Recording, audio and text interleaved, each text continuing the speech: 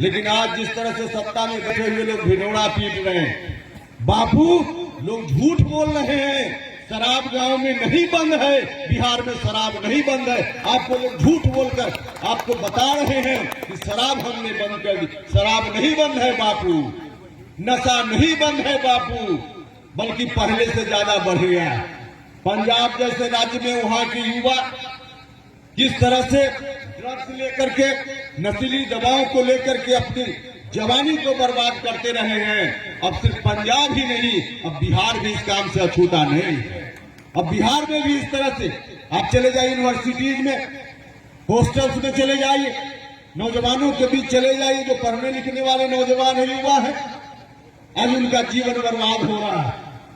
कहने के लिए घोषणा करने से, कानून बनाने से शराबबंदी नहीं हो सकती। कानून बनाकर अगर अपनी पीठ थपथपा लेंगे कि शराब बंद, तो शराब नहीं बंद है। शराब नहीं बंद है। इस कानून का लाभ गांव के गरीब लोगों को नहीं है। इसका कानून का लाभ अगर किसी को है, तो सरकारी अधिकारी, चाहे पुलिस प्रशासन के लोग हों, एक्साइज वाले लोग हों, उनके लाभ के लिए यह कानून है। गांव के गरीब लोगों के लाभ के लिए कानून नहीं है। बापू, आपके गांव में कहा जा रहा है कि नल जल योजना, नल जल योजना के लिए पाइप नहीं बिछाया जाए, या पाइप बिछाया जाए, जर्जर हो, टूट फूट जाए, और फिर टंकी से पानी का सप्लाई कर दिया जाए, आपके घर तक पानी नहीं पहुंचेगा, पानी वही कहीं बर्बाद होकर रह जाएगा। ठीक वही चीज है। कानून तो पटना से बन गया, लेकिन इसको लागू करने वाली एजेंसी जो है वह पूरे तौर पे जर्जर है, बेईमान एजेंसी है। इसलिए कानून नीचे तक नहीं पहुंच पा रहा है, नहीं पहुंच पा रहा है।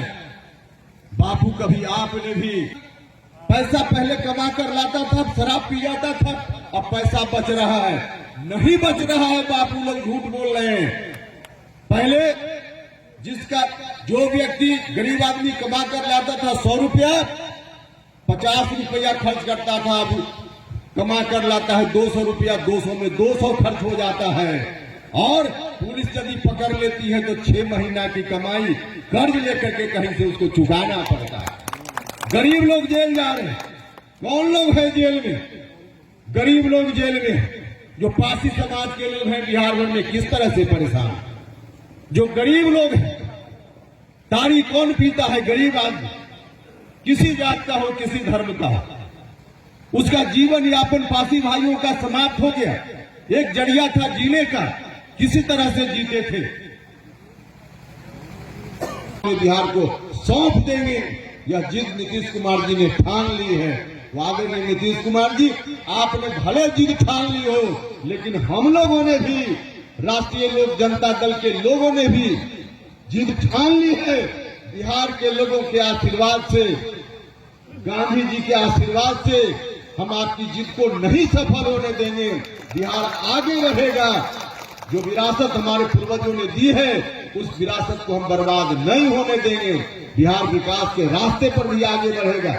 और बिहार में सत्ता की ताकत जो कभी चली कहीं से, लालू जी को मिली, फिर नीतीश जी के नेतृत्व में चली, और फिर से आप वही सौंपने की बात नीतीश जी कर रहे हैं। हम नहीं होने देंगे। उसमें अति पिछड़ा भाइयों का भी हिस्सा है, उसमें लव कुश समाज के लोगों का भी हिस्सा है, उसमें दलित महादलित समाज के लोगों का भी हिस्सा है, उसमें बाकी लोगों का भी हिस्सा है। जो सवर्ण जमात के लोग हैं उनकी भी हिस्सेदारी है, जो अल्पसंख्यक समाज के लोग हैं उनकी भी हिस्सेदारी है, सबकी हिस्सेदारी है। तो हिस्सेदारी के आधार पर सत्ता चलनी चाहिए, न कि 15 साल बड़ा भाई, बाद में फिर 17 साल छोटा भाई, और फिर से अपने घर में नहीं इनको दिख रहा है उत्तराधिकारी, तो उसी पड़ोसी के घर में उत्तराधिकारी खोज रहे हैं, जिस पड़ोसी ने बिहार को बर्बाद कर दिया, बिहार को चौपट कर दिया, हर तरह से बर्बाद कर दिया। तो यह नहीं होने देंगे। राष्ट्रीय लोक जनता दल ने निर्णय लिया है, आपकी इस जिद को नहीं सफल होने देंगे। सब लोगों तक पहुंचाने का काम हो। हजारों लाखों नौजवान छात्र कोटा में जाकर, दिल्ली जाकर, न जाने कहां कहां जाकर के बिहार का पैसा वहां पहुंच रहा है, बिहार कंगाल हो रहा है। इसलिए क्या कोटा बिहार में नहीं हो सकता था?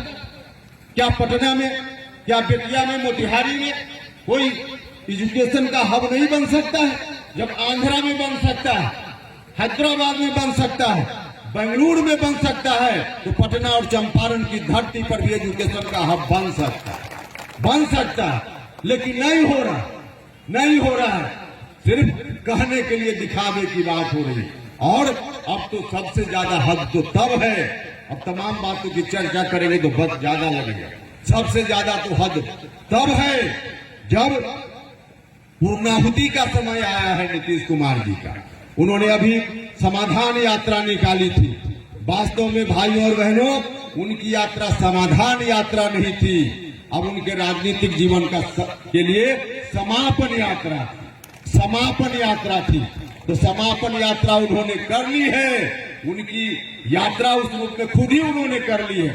कोई समाधान निकल रहा था क्या उस यात्रा से? स्थिति है, उस स्थिति से बिहार को बाहर लाएंगे। बिहार भर में घूम कर यही कहा गया, बिहार भर के लोगों से कहा गया कि हमको ताकत दीजिए, हम बिहार में सुशासन लाएंगे, हम बिहार में जो वर्तमान स्थिति है उससे बिहार को बाहर निकालेंगे। निश्चित रूप से बिहार के लोगों ने ताकत दी तो यह काम हुआ भी, लेकिन अंत में आकर जिस तूफान से किसी को निकाल कर लाने में बिहार के लोगों ने मदद दी, हजारों लाखों कार्यकर्ताओं ने कुर्बानी दी, अंत में आकर नीतीश जी भी उस किस्ती को फिर से उसी तूफान में सौंपने की बात कर रहे हैं।